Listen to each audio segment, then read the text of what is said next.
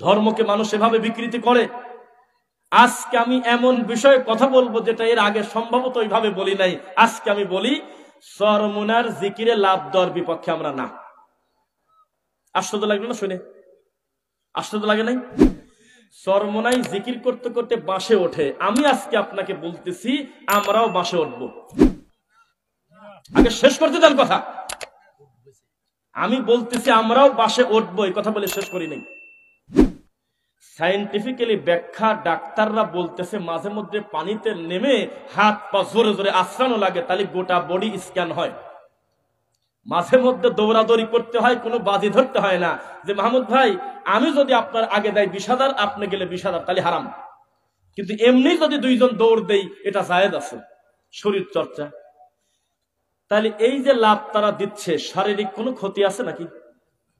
সারাদিন বসে থাকেন এসির ভিতরে, আপনার তো ডায়াবেটিস হবেই। ওরা তাও মাঝে মধ্যে একটু লাভ দিয়ে শরীরটা ফিট রাখতেছে। তা আমার কথা আগে শেষ করবেন, তারপরে বুঝবেন আমি কিভাবে বলছি।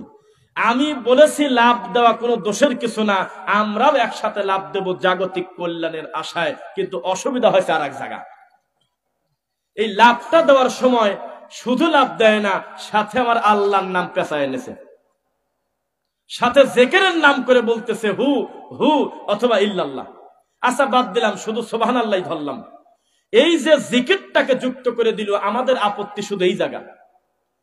আজকে তাদেরকে আমরা বলতে চাই, তাদের কাছে আমরা ছোট একটা জিনিস চাই, তার নাম হলো দলিল। কি চাই? যদি একটু দলিল পেতাম যে কত বড় লাভ হইতো, একসাথে আমরা সবাই মিলে মোটা বাঁশ দিতে বলতাম, আমরাও লাভ দিতাম। লাভ দেওয়ার কারণে আমার জাগতিক শারীরিক কল্যাণ হতো, আর জিকির করার কারণে আমার দিনের কল্যাণ হতো। বুঝেন না? 1 নাম্বার কল্যাণ শরীর নড়াচড়া, কোনো দোষের কিছু না। নিজে ছাদে মাঝে মধ্যে একটু হাঁটাহাঁটি করবেন, দৌড়াদৌড়ি করবেন, শরীরটাকে ফিট রাখবেন। তাহলে এটার কারণে দুনিয়াবি লাভ, তার সাথে যদি জিকিরের কারণে আল্লাহকে পাওয়া যায়, এ তো সোনায় সোহাগা, সবই ঠিক আছে। কিন্তু দলিল যে নাই। দলিল কোথায়? নবী সাল্লাল্লাহু আলাইহি ওয়াসাল্লামের সাহাবায়ে কেরামকে দিয়ে উদাহরণ তোমার ভালো লাগে না? তুমি বললে ভারত আর পাকিস্তানের যখন খেলা হয়, পাকিস্তান জিতে গেলে তুমি খুশিতে লাভ দিয়ে ওঠো, এই জন্য আমরা জিকির দিবে লাভ মারি। আমরা বলেছি ও ভাই, হানাফি, শাফি, মালিকি, হাম্বলি, এই 4টা মাযহাবের ইমাম জীবনে কোন কলম দিয়ে কোন খাতায় কয় পৃষ্ঠা লিখে গিয়েছে তোমরা আমার নামে তরিকা বানাও। তখন তারা বলতেছে গাভীর যেহেতু 4টা বান, প্রতিটা বান থেকে এক জায়গা থেকেই দুধ বাড়ায়, তাহলে বোঝা গেল 4 মাযহাবই হক। কোন কিসের সাথে কি লাগাইছে? পাকিস্তানের একজন দায়ীকে বলছিল हम लोग हनाफी, हम लोग शाफी, हम लोग मालिकी, हम लोग हम्बली, तुम कहां था? हम लोग तो इस्लाम के नाम पर दरिया से आया, तुम लोग कहां से डिलीवरी हुआ? আমরা তো বড় একটা ইসলামের দরিয়া থেকে বের হয়েছি। একটা নহর বের হয়েছে হানাফি, আর একটা নহর শাফি, আর একটা নহর মালিকি, আর একটা নহর হাম্বলি। আরে আহলে হাদিস কোন জায়গা? আরে গরু কি বুঝবে? যেখান থেকে তোরা 4 ভাই ভাগ হয়েছিস, ওই ভাগ হওয়ার আগে এজমালি এক সমাজে এক পরিবারে যে ছিলি, ওই পরিবারের নামটাই আহলে হাদিস। বিষয়টা কি? ইমাম আবু হানিফা রাহিমাহুল্লাহর জীবদ্দশায় তার কলিজার টুকরা 2টা ছাত্র প্রায় 1/3 ফতোয়ায় বিরোধিতা করছে। ওস্তাদ বলেছে হ্যাঁ, ছাত্র বলেছে না। হজে তামাত্তু কি জায়েজ আছে? তখন মুসা আলাইহিস সালাম, তখন উমর রাদিয়াল্লাহু আনহু বলতেছে হজে তামাত্তু জায়েজ নাই। হজ কয় প্রকার? 1 হজে তামাত্তু, 2 হজে কিরান, 3 হজে ইফরাদ। মনে থাকবে? 3টা হজের ভিতরে একটা হজের নাম হলো হজে তামাত্তু। ফতোয়া নিতে গেছে স্বয়ং ওমর রাদিয়াল্লাহু আনহুর কাছে, তিনি ডাইরেক্ট বলছে এই হজ জায়েজ নাই। তখন তিনি চলে গিয়েছে। যেতে যেতে উনি হযরত ওমর রাদিয়াল্লাহু আনহুর ছেলে মানে ইবনে উমর, তার কাছে ফতোয়া জিজ্ঞাসা করেছে, আচ্ছা ভালো জিনিস তো একাধিক আলেমের কাছে জানা জরুরি, সমস্যা নাই। বাপও আলেম, ছেলেও আলেম। ছেলেকে বলতেছে হজে তামাত্তু কি জায়েজ আছে? ভাই আছে। ফতোয়া 2 রকম না 1 রকম হলো?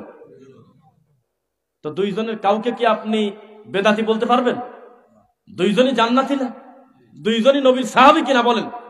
তাও কি যেমন তেমন সাহাবী, জান্নাতের প্রথম স্তরের উম্মতে মুহাম্মাদের শ্রেষ্ঠ সন্তান হলো উমর। সুবহানাল্লাহ। তার ফতোয়ার সাথে তার ছেলের ফতোয়া মিলল না, তখন ছেলে কিন্তু বলে নাই ও আচ্ছা বাপ বলছে যাবে না, তাহলে ঠিক আছে চলে যাও, বলে নাই। উনি বলছে বাপের কথা বাদ, ছেলের কথা বাদ, চলবে আমার নবী মুহাম্মদ সাল্লাল্লাহু আলাইহি ওয়াসাল্লামের কথা। আমি আমার কান দিয়ে নবীর কথা শুনেছি, সে যেটা বলে সেটা শোনো। এই কথাটা উমর রাদিয়াল্লাহু আনহু শোনার পরে তিনি হাসতেছে আর বলতেছে আসাবাত ইবনে উমর ওয়া আখতা উমর, এই ফতোয়াতে আমার ছেলে জয়ী হয়ে গেছে, আমি উমর এখানে আমি ঠকে গেলাম, তবে এটা আমার অন্যায় না, আমার নবীর পরের কথাটা আমি শুনি নাই। যখন কষ্ট হবে মনে করে নবী বলেছিল হজে তামাত্তু জায়েজ নাই, ওটাই আমি শুনছিলাম, কিন্তু পরবর্তীতে নবী যখন ফতোয়া দিয়েছে করা যায়, এটা আমার ছেলে আগে শুনে ফেলছে, আমি শুনি নাই। নবী রাস্তা দিয়ে যাচ্ছে, দেখে যে পরাগায়ন করতেছে এক পুরুষ খেজুরের গাছের থেকে ওই মহিলা গাছের খেজুরে, এটাকে কি বলে, কলম দেওয়া, বোঝেন না, পরাগায়ন করতেছে। আল্লাহর নবী এটা অপছন্দ করে বললেন এগুলোকে থাক। তখন তারা বলল নবী যেহেতু বলেছে, আপনি হলে পণ্ডিতি করতেন, সাহাবায়ে কেরাম ছিল হলে সামি'না ওয়া আতা'না, নবী যেহেতু বলছে আর কোনো কথাই নেই, সব নামি গেল, তোর পরাগায়ন যা হবে হবে। পরবর্তী বছর দেখা গেল খেজুর মেলা কমে গেছে। তখন নবী বলল ব্যাপারটা কি, খেজুর কোথায়? বলল আল্লাহর নবী আপনি যদি কিছু মনে না করেন, সম্ভবত ওই দিন আপনি ওই কথা বলার পরে এই কারণেই এই কাজ হয়েছে। নবী তখন বললেন জাগতিক দুনিয়াবী ব্যাপারে তোমরা ভালো বোঝো, পরকালীন ব্যাপারে আমি নবী ভালো বুঝি। এত পণ্ডিতি কেন? একটা মুসির কাছে পর্যন্ত আমি ঠেকা, আমার জুতা আমি ওইভাবে সেলাই করতে পারি না, একটা মুসি যেভাবে সেলাই করতে পারে। আমি একটা লন্ডি করা, একটা ইস্ত্রি করা যিনি, তার কাছে আমি ঠেকা। আমি কাপড় লন্ডি করতে গেলে পুড়ে যায়, ভাঁজ হয়ে যায়, কিন্তু ওনার কাছে গেলে সুন্দর করে কাপড়টা লন্ডি করে দেয়। এত চিন্তা কিসের? এত অহংকার করতেছে কেন? আল্লাহ এক সৃষ্টি আর এক সৃষ্টির উপরে প্রাধান্য দিয়েছে। সুবহানাল্লাহ।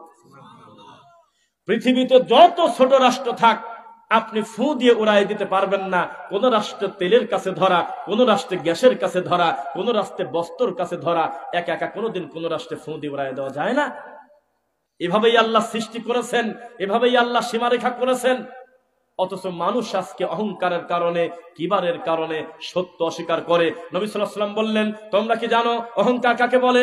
আমাদের বাংলাদেশের মানুষ তখন বলতাম অহংকার মানে হলো কারোর সাথে কথা না বলা। জি, এটা অহংকার। অহংকার মানে কি?